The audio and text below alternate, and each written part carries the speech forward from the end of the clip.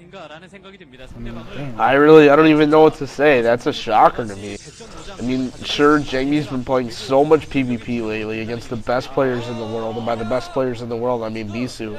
But still, though, he's been playing so much, and he probably really wants to prove himself in this MSL. And considering last time he went so far and then he lost to Bisu in the finals, and to see Jangbi in the finals again.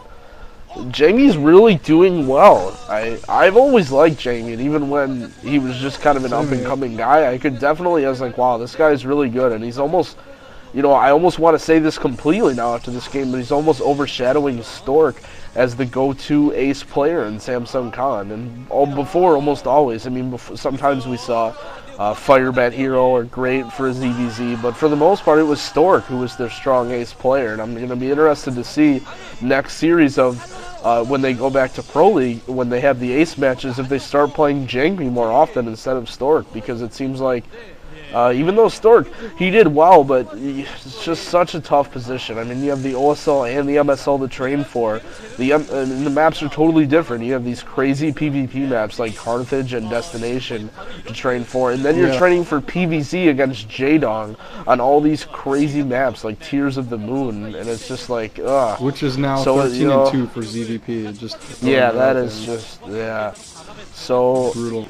Tough for Stork. It's just a tough break, but it doesn't really shock me. I guess the 3-0 shocks me, but Jangbi's just been playing so well lately, so God, I don't even know what to say. I guess we're going to see a Jangbi versus Luxury finals, so even though a lot of people were saying, don't give me, and a lot of people were saying Stork Luxury, which is kind of a historical final before, but Jangbi Luxury is definitely going to show some real refreshing games, with Jangbi kind of a new school but still really strong style of play, and Luxury's kind of crazy all over the place Zerg play. Yeah, you know what though, like I'm happy either way.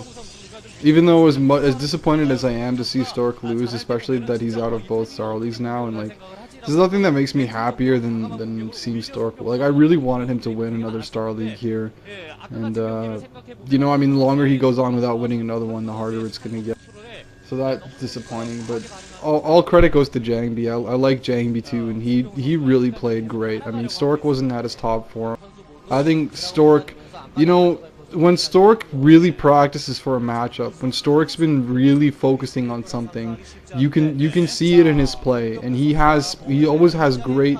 Stork is great at coming up with build orders for maps, and that's something that we really didn't see in the series. He pretty much just played kind of standard in every game, except for the third game where he tried to go for that triple gate. But who knows if that triple proxy gate was a planned, or if that might have even been a response to being behind in the game. On the fly, Yeah, it might have been, but normally we see he has great build orders planned out from the start. I mean, especially in the last OSL where he won. I mean, in the series against Fantasy, he had amazing opening build orders. In the series against Best, where he beat Best PvP, when Best was basically dominating, even though he's trash now. But at that time, Best's PvP was really good. Stork had really great opening build orders planned out. And we really didn't see that too much here from him. I mean, that might be a factor of the it might be as a result of the fact that Jangbi is on his team, and normally Jangbi would be one of his practice partners that he's playing with to help him come up with these builds, but he can't really practice these builds against his best teammate, and he's also got to get ready for Jaedong, so that might have been a big factor here. But either way, hats off to Jangbi. He played excellent, and I'm really looking forward to the finals. Luxury's actually my favorite Zerg player right now, and Jangbi's PvZ is excellent, so it should be a great fucking matchup. It should be an epic clash. Yeah, I'm looking forward to it. It's kind of like, oh man, we might see Zero. I just wanted to. Oh yeah, I'm really happy it's not Zero. Out of all the finals, I was either hoping for A, some kind of awesome TVZ finals, or B, a really good PvZ finals. I guess I couldn't see Lita or Flash playing a real strong game against the way Jangbi and Stork have been playing lately. But I guess on a way to wrap it up, I found a really awesome interview. I was just reading through the random Team Liquid threads. There was actually this interview with Jangbi And I think a couple of the questions are interesting because they're teammates. They were talking to Jangbi about Stork, and he said normally they always sit really close to each other in practice, but in the last few days Stork stayed in his seat, and Jangbi switched to a different seat. Normally they talk a lot, but because of the match they pretty much haven't talked to each other for a few days, and now that the match is over he wants to go back to how things were. And he said he's confident in his matchups in all the races, and you know, your confidence affects it a lot. And the day before this he actually was up practicing until 1 a.m. and he's going to bed at 1 in the morning, and he sees Stork sitting in the practice room still practicing, so he turns around and goes back to the practice room and keeps playing like past 1 a.m. Awesome. And I don't know if it was just because they were on the same team, but it's just really interesting to see this kind of in the life of pro gamers. I'm probably going to throw this interview up in the comments of the video, so if you guys want to keep reading this, pretty good shit.